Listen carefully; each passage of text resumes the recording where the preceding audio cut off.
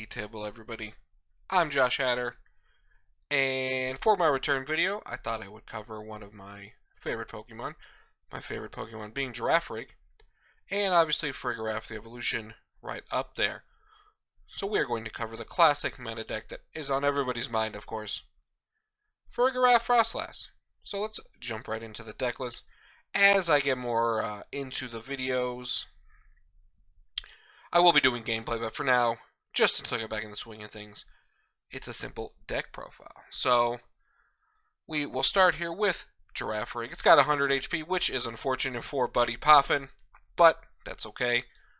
It does dual headbutt 30 and 10 to one your opponent's bench. So if we do have to attack with it, late game 30-10 could be a very random way to win the game because your opponent's not really going to bench a Manaphy against us.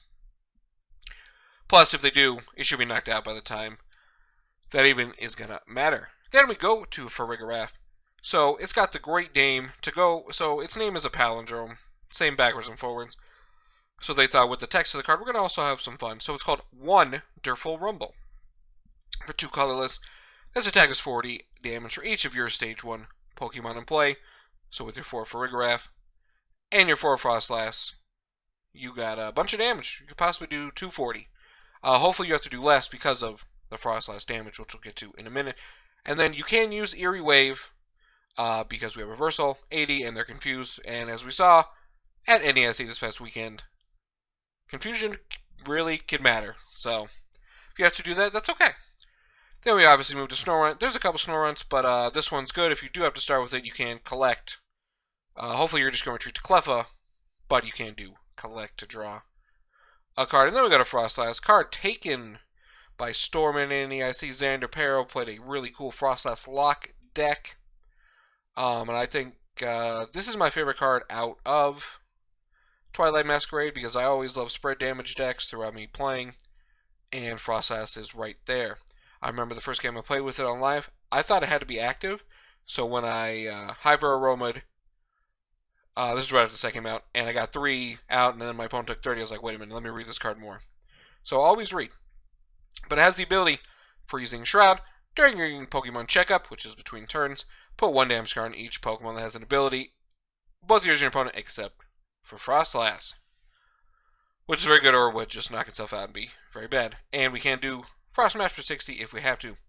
But the point is you build the damage with Froslass, so your Farigiraf does have to do less damage.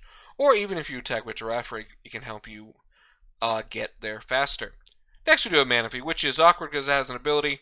Its ability is your bench Pokemon cannot take physical damage by attacks from your opponent's Pokemon, so that does not stop Dragapult or Sableye, for example. The big thing here is you have Froslass, so you kind of have to judge when you want to bench your Manaphy. Like, let's say your opponent's playing Lugia, and you see they're going, they're like, they could do Ogerpon and Snipe me, but if you can usually tell by their start, like if they start with Lugia or something, if they're going to be able to do that on the second turn. Or even against Lost Box, if you find out it's a Greninja variant, you might have to bench Manaphy and do like 1 or 2 ticks on your Froslass. With your Froslass, rather than just having 3 or 4 out and getting a bunch of damage there. But the turns it is there, it will be very, very effective. Next, we do got Cleffa. Draw cards until you have 7 for 0 energy, free retreat cost. Sometimes you just bench it, so when you get knocked out, you have a good pivot. But usually you just want to get your hand set up since we don't have Rotom in this deck or Babale or anything like that. We want to be able to draw cards, and that way, even if they Iono, we'll go to 6, so it kind of might force them to, depending how, your opponent's hand is representing themselves. Then we got Radiant Alakazam. It was Radiant Serena for the Froslass, but I figured if you're going to drop Alakazam, it's going to be late in the game. Or very early to take a crazy knockout. So if it takes tick damage, that is okay. Its ability is once your turn, you may move up to 2 damage counters from one of your opponent's Pokemon to another Pokemon. So you got the spread damage of Froslass building up. You can move it to maybe get 2 or 3 prizes, maybe even more, depending on your opponent's deck. So that's all the Pokemon. Pretty simple. Obviously, you're going to have non-stage 1s on your bench, but with the build-up damage of Froslass, it should let Farigiraf take knockouts. We're going to go to the trainers next. We got Arvin. Search your deck for an item and a tool. Show them to your opponent. So obviously, we do only have 1 tool. You could play Rescue Board. I just chose not to in this one. because they have a switch and a Kieran, but it can get your Technical Machine Devolution. Another thing you could do is just play Irida, where you can you get a water Pokemon and an item.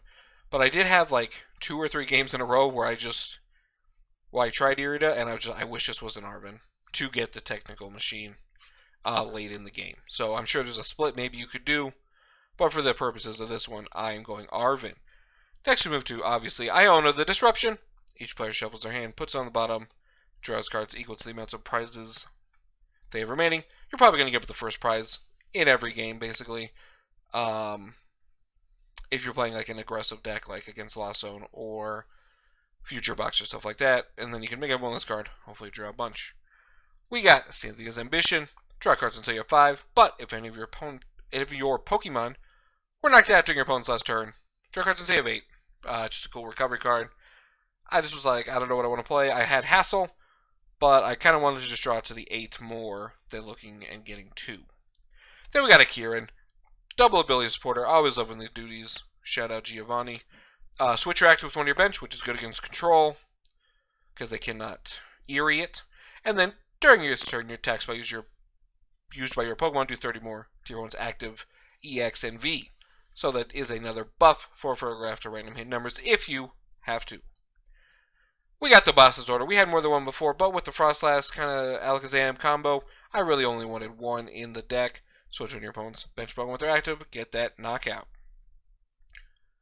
We move to the items. Now, obviously, it is 4 Nest Ball, 3 Poffin, instead of the other way around, because your Giraffe has more than 7, so you can't get it with Poffin.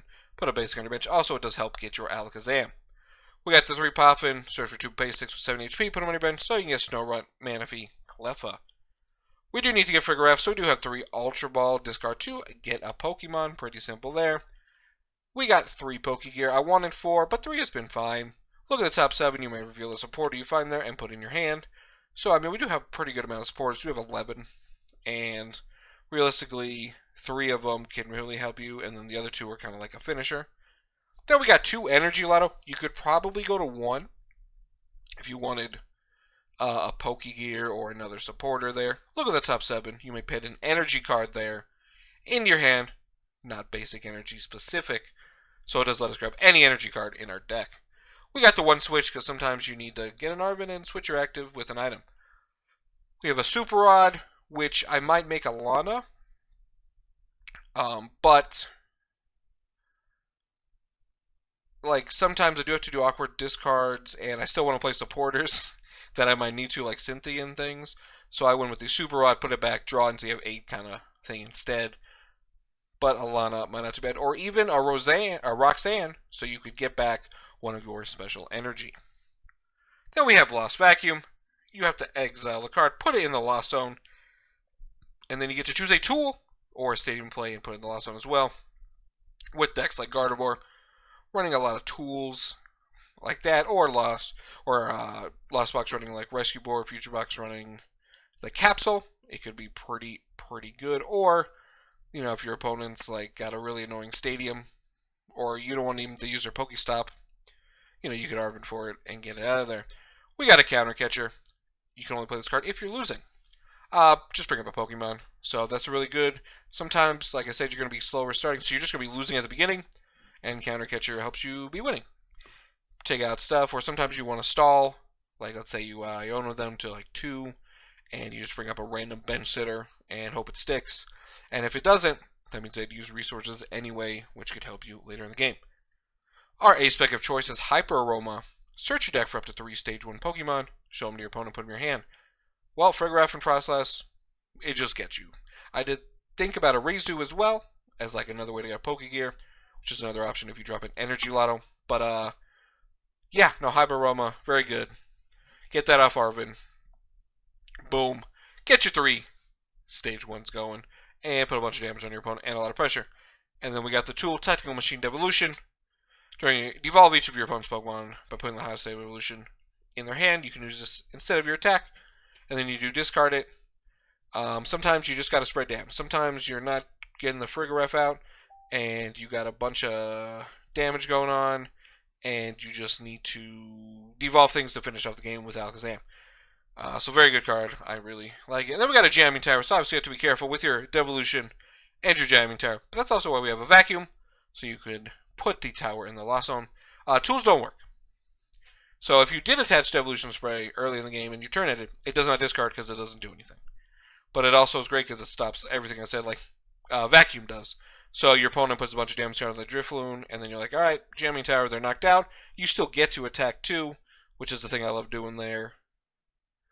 For instances like that, or sometimes your opponent's got just like the ancient tool where they have more HP, and then you kind of do the damage and let them think they're okay. I'm like, oh, just kidding, you're knocked out. And then we're gonna finish up the deck list with 4 double turbo and 4 reversal. Reversal provides 3 of anything if you are not a rule box Pokemon if you're losing. So it's really just another way to have a wonderful rumble. And of course, double turbo is 2 colorless, but you do 20 less damage to your opponent's Pokemon. So this was just a quick profile on Farigiraf Froslass. I've been playing it for a couple days online. It's very fun. Probably like a 55% win rate. I'm not going to pretend it's insane. But it's definitely a deck that I think if you want to have fun at locals over the summer, to kind of take your mind off the world's grind or what else, whatever else you might be doing if you're just vibing, wait until the next season. I definitely suggest you take Farigiraf Froslass for a ride at your local card shop. Please support them. They're very important to the Pokemon community. With that being said, I'm Josh Hatter. That's a Farigiraf. This is the Tea Table, and I'll see everybody next time.